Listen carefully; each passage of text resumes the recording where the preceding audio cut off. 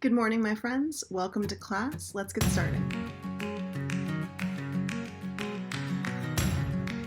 Welcome, students, to Foundations of English for Wednesday, the 2nd of September, 2020.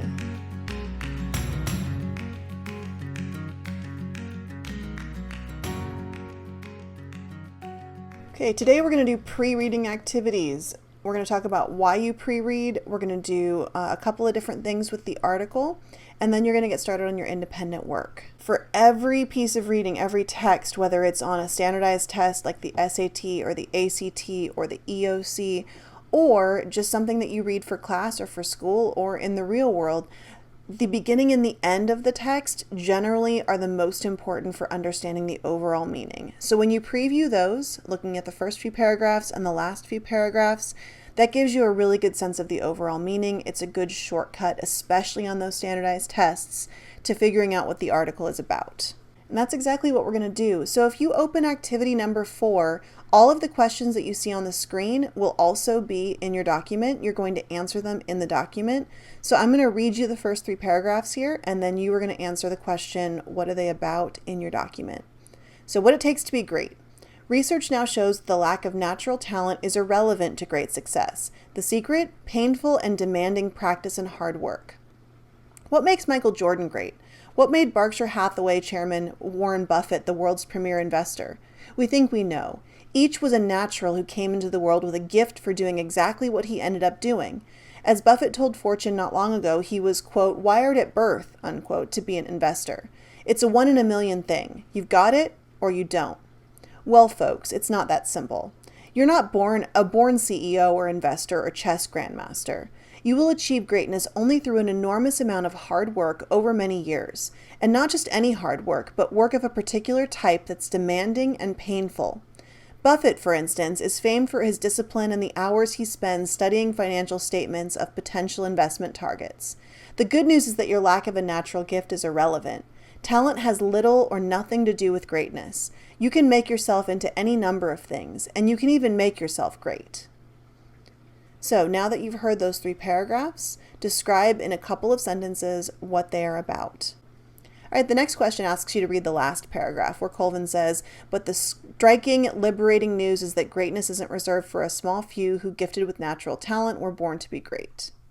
Okay, so that's actually the majority of the paragraph. And the question is, what does this paragraph mean? So maybe we can't expect most people to achieve greatness. It's just too demanding.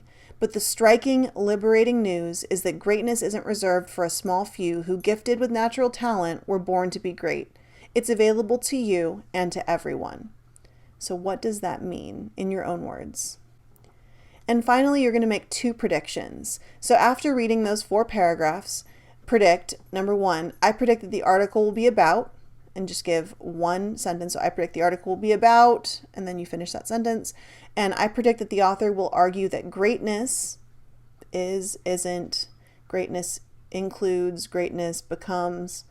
So anything that you can predict on those 2 based on those 4 paragraphs, enter it in your document now. Your last task in activity number 4 is the vocabulary self-assessment chart. Now I want you to ignore the columns in blue. Today we are just looking at the columns in red and the words in the white columns. So if you look over here, you have a list of words from the article, and then you have the paragraph or paragraphs where they appear in the article so you can find them. And I want you to ignore the definition column for now. So leave that blank. Then you're going to rate each word. So starting with discipline. Do you know it well? Put a mark in this box, an X or a letter or a period or anything that's visible. Do you have an idea what it's about? So you couldn't necessarily define it, but you would pretty much know what it means if you saw it or if you don't know it. So you're going to choose one of those 3 options for each of these words, starting with discipline, then irrelevant, then innate, and then consistent or consistency, those are the same column, field or fields, crucial, critical, vital, obsessive, mindset, and sporadically. So each of those I want you to rate before you read the article how well you know it. Know it well, have an idea, don't know it. Put a mark in each of the columns. Once you have done that, you are finished with activity 4. Now, I do not recommend that you turn it in yet because we are going to come back to this after reading column in a couple of days. So don't hit turn in yet. It's not the end of the world if you do, but it would be easier for you if you don't turn it in yet. All right, today's independent work is to finish activity 4. That's what we've been doing in this video. To do your article of the day and your book of knowledge in ReadWorks. This should be your 6th submission. Please make sure you are still following that format where you start off with a topic sentence. What is the article about? A sentence or two that describes what you learned. The third part is your connection to a real world story or a book or TV show or movie that you know about that you can connect to the topic, and ending with the opinion statement. All 4 of those pieces should be done in every single book of knowledge entry. And then do the second capitalization assignment in Quill. It should be the one that's marked due today.